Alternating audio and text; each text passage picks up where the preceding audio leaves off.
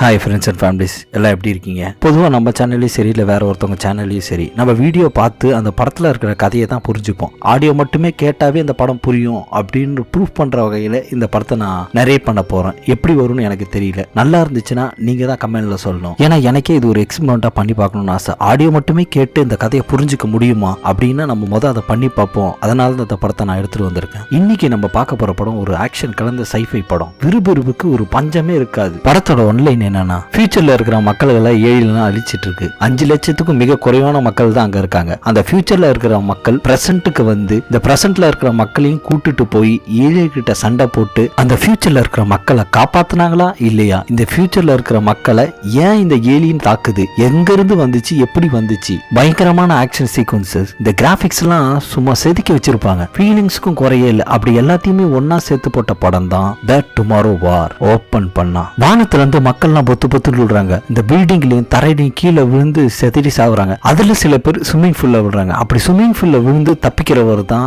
நம்ம ஹீரோ. அதுவும் ஜஸ்ட் மிஸ்ல தப்பிச்சிருக்காரு. அதுவும் கையில கண்ணை வச்சுட்டு லோட் பண்ணிட்டு இருக்காரு. கட் பண்ணா 28 வருஷத்துக்கு முன்னாடி அப்படின்னு ஒரு கார்டு வருது. கையில நிறைய பொருளை கேரி பண்ணி ஏதோ அர்ஜென்ட்டா போயிட்டு இருக்காரு. இவர் ஒரு எக்ஸ் மிலிட்டரி. இவரோட எய்ம் என்னன்னா, இவர் ஒரு சயின்டிஸ்ட் ஆகணும். இப்போ ஒரு பயாலஜிக்கல் டீச்சரா ஒர்க் பண்ணிட்டு இருக்காரு. நிறைய இடத்துல அப்ளிகேஷன் போட்டிருப்பாரு. இப்போ கூட என்ன சொல்றாங்கன்னா, உங்க கிடைக்க வேண்டிய வேலை வேற ஒரு கிடைச்சிருச்சு அப்படின்னு சொன்னோடனே அப்செட்டா இருப்பாரு. வீட்டுல சோஃபால சோகமா உட்காந்துருக்காரு. அவரோட பொண்ணு அவரோட ஒய்ஃபும் பக்கத்துல உட்காந்துருக்காங்க. அப்பா சோகமா உட்காந்துருக்கிறத அந்த பார்த்த பொண்ணு, அப்பா எது நடந்தாலும் நல்லதான் நடக்கும் அப்படின்ற மாதிரி ஆறுதல் சொல்லுது. அவங்க அப்பாவும் சரிம்மா அப்படின்னு சொல்லிட்டு அந்த பொண்ணு தலையில கிஸ் பண்றாரு. ஹீரோவும் கவலையெல்லாம் மறந்துட்டு அவர் ஃபேமிலி கூட ஃபுட்பால் மேட்ச் பார்த்துட்டு இருப்பாரு. ரொம்ப விறுவிறுப்பா போயிட்டு இருக்கும். அடுத்து என்ன அப்படி இருக்கும்போது அந்த பிளேயர் ஒருத்தர் கோல் அடிக்கலான்ட்டு போகும்போது வானத்துல இருந்து பிளாஷ் மாதிரி மின்னல் மாதிரி வந்து அதுல இருந்து கொஞ்சம் பேர் வராங்க. ஒரு 20-25 பேர் மேல இருப்பாங்க. எல்லாருமே யங்ஸ்டர் தான். அதுல ஒரு லேடி பேச ஆரம்பிக்குது. யாரும் பயப்படாதீங்க,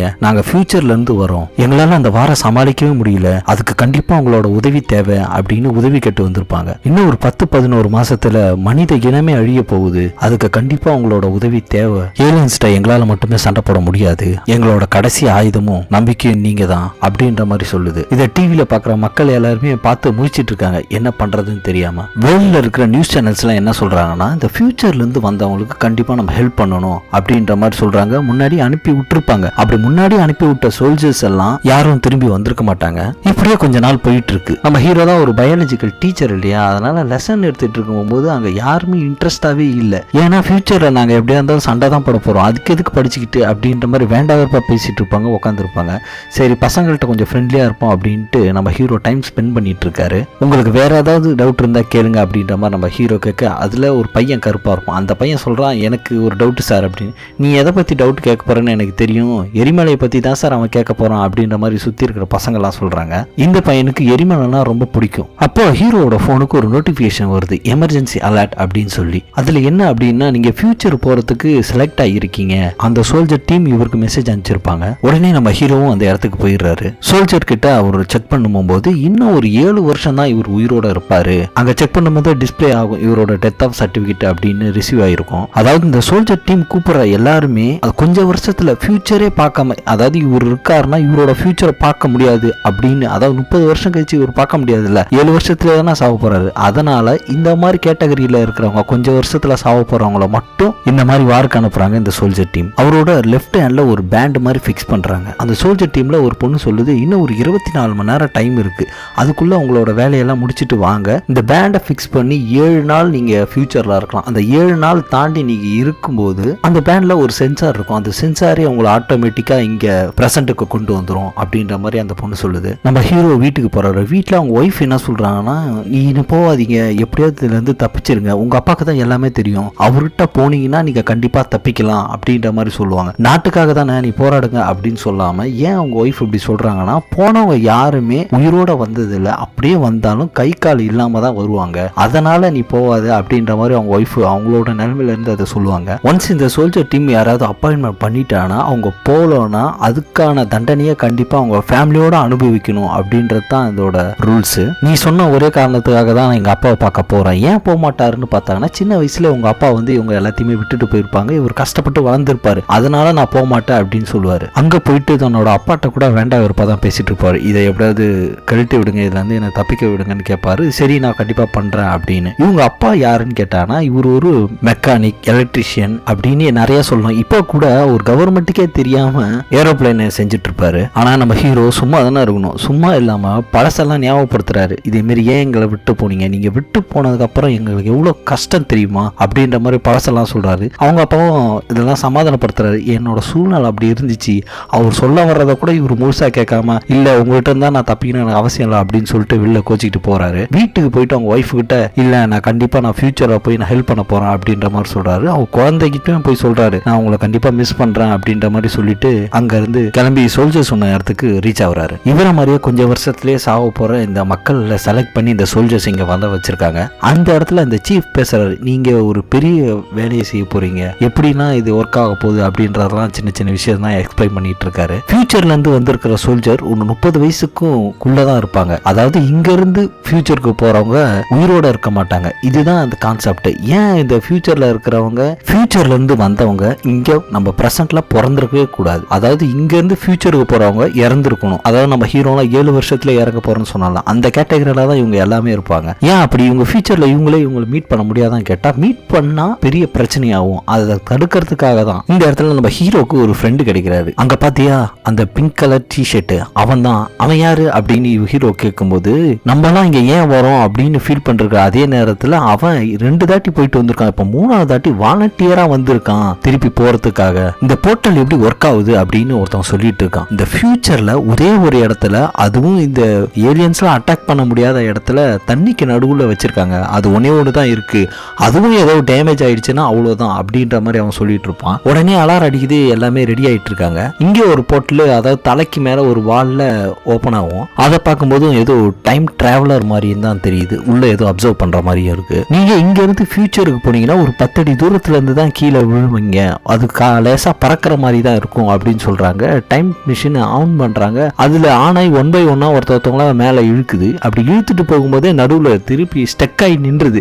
அப்படி நிற்கும் போதுதான் 10 அடி தூரத்துல இருந்து விழுன்னு சொல்றீங்கல்ல, அப்படி இல்லாம வானத்துல இருந்து பறந்து கீழே விழுறாங்க. படத்தோட ஸ்டார்டிங் சீன்லே மேல இருந்து எல்லாம் கீழே விழுறன்னு சொல்றோம்ல, அப்படி விழுந்த அந்த சீனு தான் இந்த சீனு. அப்படி விழும்போது நம்ம ஹீரோ மட்டும் தப்பிச்சிடறாரு. மற்றவங்க எல்லாம் கீழே ரோட்ல பில்டிங்ல எல்லாம் இடிச்சு இறந்து போயிடுறாங்க. ஹீரோவோட ஃப்ரெண்டும் அதுல இன்னும் கொஞ்சம் பேர் இந்த ஸ்விம்மிங் பூல்ல யார் யாரெல்லாம் விழுந்தாங்களோ தண்ணியில விழுந்தவங்க எல்லாமே தப்பிச்சிருக்காங்க. மற்றவங்க எல்லாமே பாவம் இறந்துடுறாங்க. நம்ம ஹீரோ ரீச் ஆனவனே அவர் மைக்கில் சேஃபா ரீச் ஆயிட்டீங்களா அப்படின்னு ஒரு கமாண்டன்ட் பொண்ணு பேசும். ஹீரோ எங்களுக்கு என்ன வேலை, நாங்க என்ன பண்ணணும் அப்படின்னு கேட்கும்போது அந்த கமாண்டன்ட் சொல்றா பக்கத்துல லேப் இருக்கு, மற்ற எல்லா லேபையும் அழிஞ்சிச்சு, கடைசியா அந்த ஒரே ஒரு லேப் தான் இருக்கு, ஏலியன்ஸ் அதையும் இன்னும் விட்டு வைக்காது, நீங்க அதுக்குள்ள அங்க இருக்கிற சயின்டிஸ்டையும் அவர் வச்சிருக்கிற சாம்பிளையும் எப்படியோ எடுத்துட்டு வாங்க அப்படின்ற மாதிரி அனுப்பிச்சு விடுவா. ஹீரோ எக்ஸ் மிலிட்டரியா இருக்கிற காரணத்தால நீங்க இந்த டீமை லீட் பண்ணி எப்படியாவது எடுத்துட்டு வாங்க அப்படின்ற மாதிரி அந்த கமாண்டன்ட் சொல்லியிருப்பா. உயிரை பணைய வச்சு நம்ம ஹீரோ அந்த இடத்துக்கு போறாரு. அவங்க சொன்ன மாதிரி அந்த சயின்டிஸ்ட்லாம் அங்க இருப்பாங்கன்னு பார்த்தாக்கா யாருமே இல்லை. அவங்கள எல்லாமே சாவடிச்சு மேல தொங்க விட்டுருக்கு.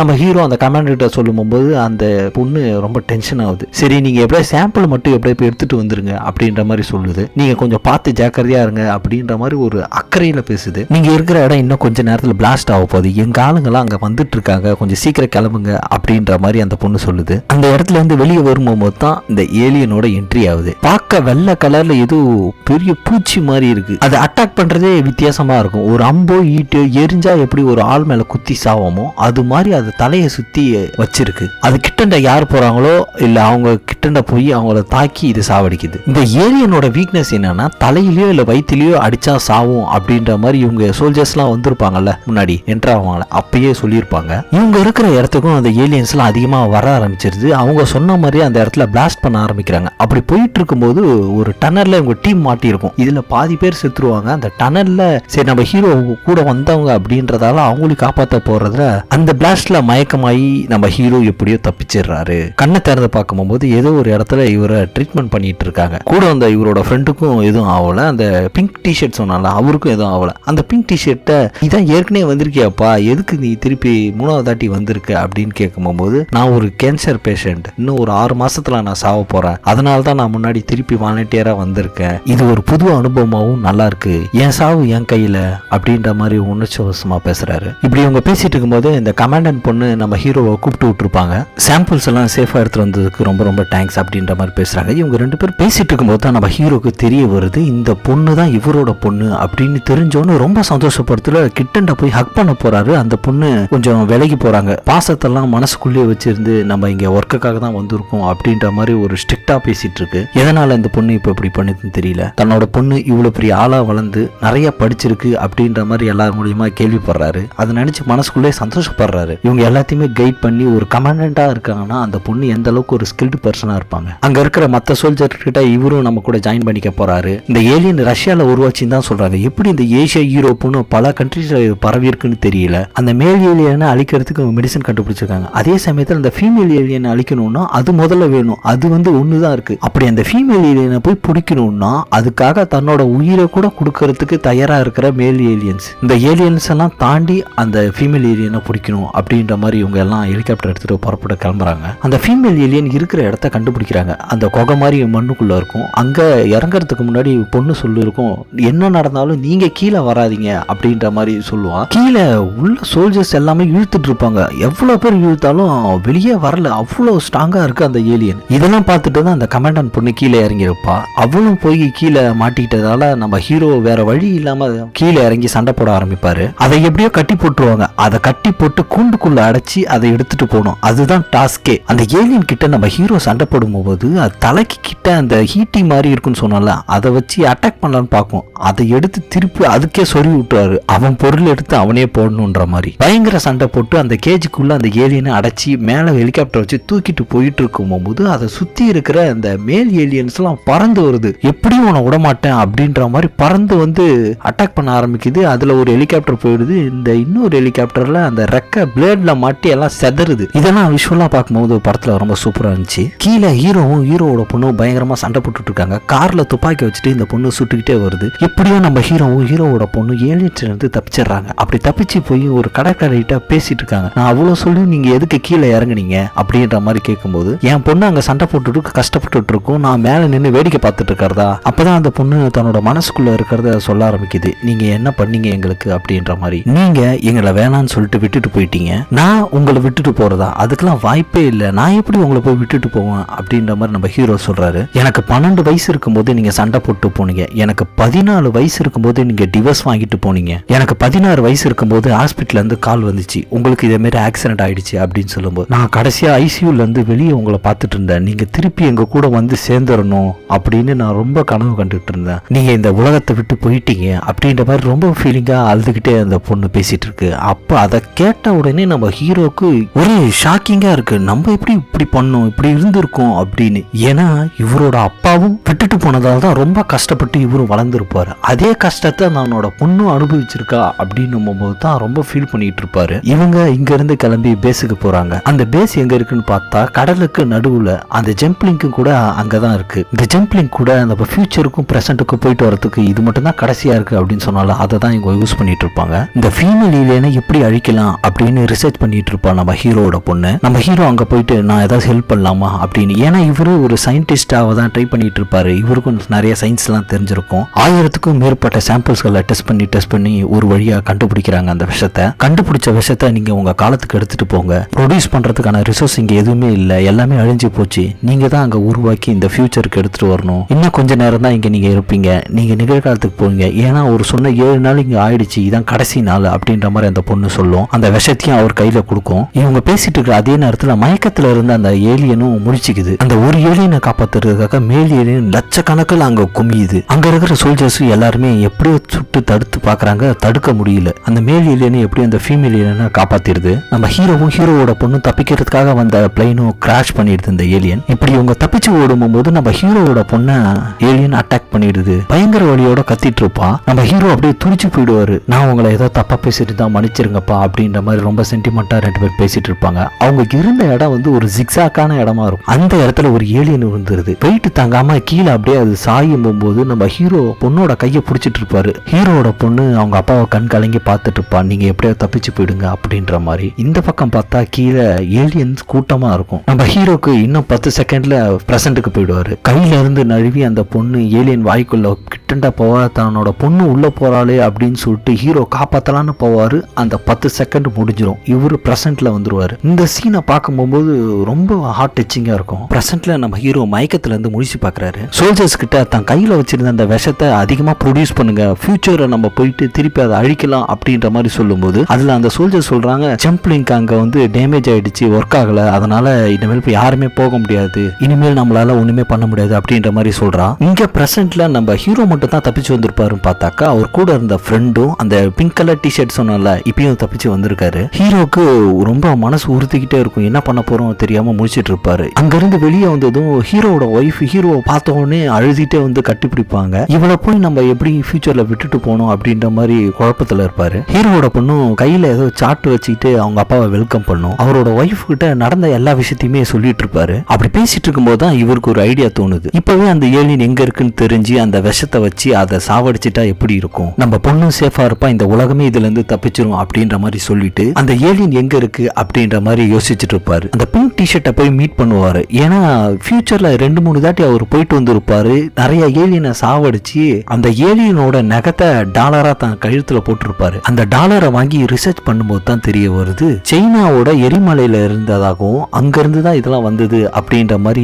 தெரிய வருது. சைனாவோட எரிமலை துகள்கள் அந்த நகத்துல இருந்திருக்கு. என்னடா நம்ம பொண்ணு ஏலியன்லாம் ரஷ்யால இருந்து தான் வந்துச்சுன்னு சொன்னா, ஆனா இங்க சைனா எரிமலையில இருந்து வந்திருக்குன்னு இருக்கு. இன்னும் இதை பத்தின டீடைல்ஸ் எல்லாம் நம்ம தெரிஞ்சுக்கணும் அப்படின்னு இருக்கும்போது தான் அவருக்கு ஒரு ஐடியா வருது. இவரோட பயாலஜிக்கல் ஸ்டூடெண்ட் ஒருத்தர் இருப்பார்ல, ஸ்டார்டிங்ல கூட எரிமலையை பத்தின டவுட் அதிகமா கேட்பான்னு சொன்னேன், அவன்கிட்ட போய் எல்லாம் கேட்க ஆரம்பிக்கிறாங்க. இந்த ஏலியன் ரஷ்யால இருந்து இது எப்படி சைனாக்கு போச்சு அப்படின்ற மாதிரி கேட்கும்போது சைனால ஒரு பெரிய எரிமலை வெடிச்சு அதுல இருந்து தான் ரஷ்யாவுக்கு போயிருக்கு அப்படின்ற மாதிரி சொல்றான். எந்த இடத்துலன்னு இதை சொல்ல முடியுமா அப்படின்னும் போது அந்த பையன் இந்த இடத்துல தான் இருக்கு அப்படின்ற மாதிரி லேப்டாப்ல காட்டுறான். ஹீரோ கூட வந்திருந்தவங்க எல்லாருமே ஆச்சரியப்படுறாங்க, பரவாயில்ல இந்த வயசுல இவ்வளவு தெரிஞ்சு வச்சிருக்கேடா அப்படின்ற மாதிரி ஆச்சரியப்படுறாங்க. சரி நம்ம எல்லாம் ரஷ்யா கிளம்பணும் அப்படின்றதால சீஃப் கிட்ட போய் பேசுறாங்க.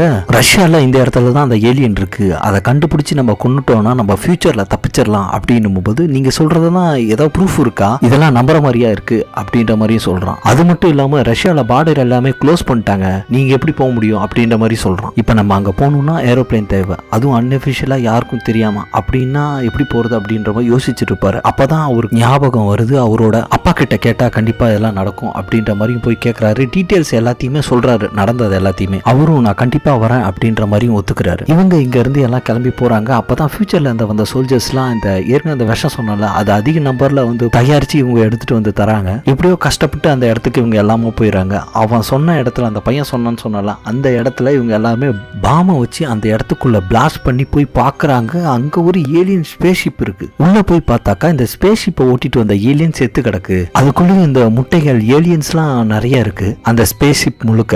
இதுல இருந்து எல்லாருக்கும் புரியுது என்னன்னா, பல 100 வருஷத்துக்கு முன்னாடி இந்த ஏலியன் ஸ்பேஸ்ஷிப் முழுக்க அதோட முட்டைகளை எடுத்துட்டு வரும்போது கிராஷ் ஆகி பூமிக்குள்ள விழுந்திருக்கு, அதுவும் பனி பிரதேசத்துல விழுந்திருக்கு. அதனாலதான் இந்த ஏலியன் தான் எதுவுமே ஆகாம இருக்கு. நாள் போக போக இந்த பனிக்கட்டிகள்லாம் உருகி இதுல இருந்து வெளியே வந்து ஏலியன்ஸ் அந்த பூமியை அட்டாக் பண்ணி அடிக்க ஆரம்பிச்சிருக்கு. இனிமேல் வந்த வேலையை பார்ப்போம் அப்படின்ட்டு ஹீரோவும் ஹீரோவோட பொண்ணும் சேர்ந்து கண்டுபிடிச்ச அந்த மருந்தை அந்த முட்டைக்குள்ள செலுத்தி கொல்ல ஆரம்பிக்கிறாங்க. அதுல துடிச்சு செத்து ஆரம்பிக்குது. அப்படி சாவர சவுண்டை கேட்ட உடனே மற்ற ஏலியன்ஸும் வெளியே வர ஆரம்பிக்குது. அதை எப்படியோ தடுத்து சாவடிச்சிடலாம் அப்படின்னு சுடலாம் ஆரம்பிக்கிறாங்க. அதுலயும் அந்த ஃபீமேல் ஏலியன் வெளியே ஓடிடுது. அப்படி வெளியே போகும்போது வெளியே வர்ற ஏலியன்ஸை ஹீரோவோட அப்பா சுட்டு தடுத்து நிறுத்துவாரு. இதுல ஹீரோவோட ஃப்ரெண்டும் ஹெல்ப் பண்ணுவாரு. இங்க உள்ள ஏலியன்ஸ்லாம் அதிகமா வர்றதை பார்த்துட்டு இதை கண்டிப்பா நம்ம டிஸ்ட்ராய் பண்ணியே ஆகணும் அப்படின்ற மாதிரி பிங்க் டிஷர்ட்டும் இவரு முடிவு பண்ணுவாங்க. நான் இங்க இருக்க, நீ வெளியே போ அப்படின்ற மாதிரி அந்த பிங்க் டிஷர்ட் சொல்லி அனுப்புறான். வேற வழி இல்லை அப்படின்ற மாதிரி நம்ம ஹீரோ வெளில போறாரு. என்னோட ஞாபகமா அந்த ஏலியனோட பல்லு உங்ககிட்ட இருக்கட்டும் அப்படின்ற மாதிரி சொல்லி அனுப்பி விடுறாரு. அப்படி ஹீரோ வெளியே போன உடனே அந்த இடத்த பிளாஸ்ட் பண்ணி இந்த பிங்க் டிஷர்ட் வெடிக்க வச்சிடறான் தன்னோட உயிரை கொடுத்து. ஏற்கனவே இவங்க வந்தப்ப இந்த பாம்பை ஃபிக்ஸ் பண்ணியிருப்பாங்க, அதை தான் இப்போ வெடிக்க வச்சிருக்காங்க.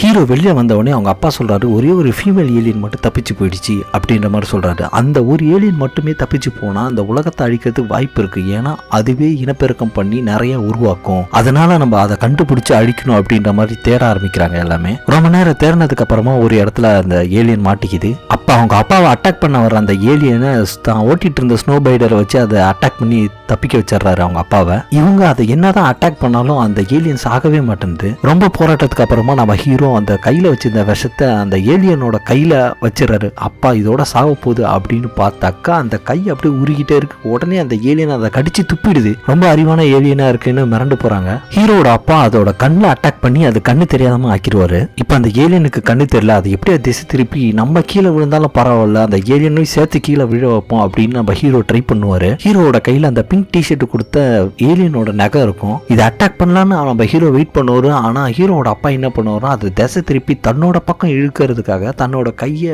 கத்தியை வச்சு கீறாரு. அதுல இருந்து ரத்தம் வரும்போது அந்த ரத்தத்தோட ஸ்மெல்லுக்கு அந்த ஏலியன் அவர்கிட்ட தாக்குறதுக்கு போவோம். உடனே நம்ம ஹீரோ ஏலியன் நம்ம அப்பாவை அட்டாக் பண்ணிடுன்னு சொல்லிட்டு ஏலியனோட தலை மேல ஏறி அவர் வச்சிருந்த அந்த நெகம் சொன்னால அந்த நெகத்தை வச்சு ஏலியனோட கழுத்தை அறுக்கிறாரு. இப்படியே நம்ம ஹீரோவும் அந்த ஏலியனும் ஒத்தைக்கு ஒத்த சண்டை போட்டுட்டு இருக்காங்க. அந்த விஷுவல்லாம் பார்க்கும்போது ரொம்ப சூப்பரா இருக்கும் அந்த ஃபைட் சீன்ஸ்லாம். இப்படி இந்த சண்டையில அந்த ஏலியன் வாயை திறக்கும் போது அந்த வாய் உள்ள அந்த விஷத்தை வச்சு விட்டுறாரு. அப்படியே அந்த ஏலியன் தடு மாதிரி கொஞ்சம் கொஞ்சமா உருகுது. உடனே நம்ம ஹீரோ என்ன பண்றாரு, தன்னோட காலை எடுத்து அதை ஒரே ஒரு மிதி கீழே பனிக்கட்டிகள் நடுவுல விழுந்து செதறி அது அப்படியே சாவுது. ஒரு வழியா இந்த ஏலியனை இவங்க எல்லாருமே சேர்ந்து சாவடிச்சுறாங்க. இதுல நம்ம ஹீரோவோட ஃப்ரெண்டு ஜாயின் பண்ணிக்கிறான். எங்கேயோ ஒளிஞ்சிருந்திருப்பான் போல, அப்படியே வந்து ஜாயின் பண்ணிக்கிறான். கட் பண்ணா நியூஸ்ல இந்த சீஃப் பேசிட்டு இருக்கான். ஃபியூச்சர்ல நடக்க போற பிராபத்தை நாங்க தடுத்துட்டோம், எங்க டீம் தான் போய் அதை தடுத்துச்சு அப்படின்ற மாதிரி சொல்லிட்டு இருக்கான். இவங்க எல்லாம் கேட்டு பர்மிஷன் கேட்டப்ப எதுக்குமே முடியாது, இதெல்லாம் ஒர்க் அவுட் ஆகாதுன்னு சொன்னவன் இப்ப எல்லாமே சக்சஸ் ஆனதுக்கு அதோட கிரெடிட்ஸ் எடுத்துக்கிறான் பாருங்க. ஹீரோ வீட்டுக்கு வர்றாரு. ஹீரோட ஒய்ஃபும் அவரோட பொண்ணும் ஹக் பண்ணி அவங்களோட சந்தோஷத்தை வெளிப்படுத்துறாங்க. அதே சமயத்துல இவ்வளவு நாள் பேச இருந்த அப்பாவை தன்னோட வீட்டுக்கு கூப்பிட்டு வந்திருப்பாரு. ஹீரோட அப்பா தன்னோட பேத்தியை கிட்டண்ட வந்து ஹக் பண்ணி எல்லாமே சந்தோஷமா இருக்கிற மாதிரி இந்த படம் முடியுது. பேக்ரவுண்ட்ல நம்ம ஹீரோ நம்ம கிட்ட சொல்ற மாதிரி ஃபியூச்சர்ல என் பொண்ணு கூட நான் இருந்தேன் அப்படின்ற மாதிரி சொல்ல மாட்டேன், ஏன்னா அது நடக்க போறது இல்ல, இவங்களை விட்டுட்டு நான் என்னைக்குமே பிரிஞ்சு போக மாட்டேன் அப்படின்ற மாதிரி சொல்லி இந்த படத்தை முடிக்கிறாங்க. ஓகே காஸ், படம் எப்படி இருந்துச்சு, நான் நரேஷன் பண்ணது எப்படி உங்களுக்கு புரிஞ்சுதா இல்ல வேற ஏதாவது பெட்டர் பண்ணுமா? இந்த படத்துக்கு 10க்கு நீங்க எவ்வளவு ரேட்டிங் கொடுப்பீங்க கமெண்ட்ல சொல்லுங்க. படத்தோட ஸ்டார்டிங்லேயே நான் சொல்லியிருப்பேன், இந்த வீடியோ பார்க்காம ஆடியோ மட்டும் கேட்ட இந்த படம் எப்படி புரியுதா அதையும் கமெண்ட்ல சேர்த்து சொல்லுங்க. உலக சினிமாவை உங்க ஸ்கிரீன்ல கொண்டு வர சேனல் தான் வேர்ல்ட் சினிமா. பார்டர்ஸ் எல்லாத்துக்குமே இருக்கும், ஆனா சினிமாக்கு இல்ல. நன்றி.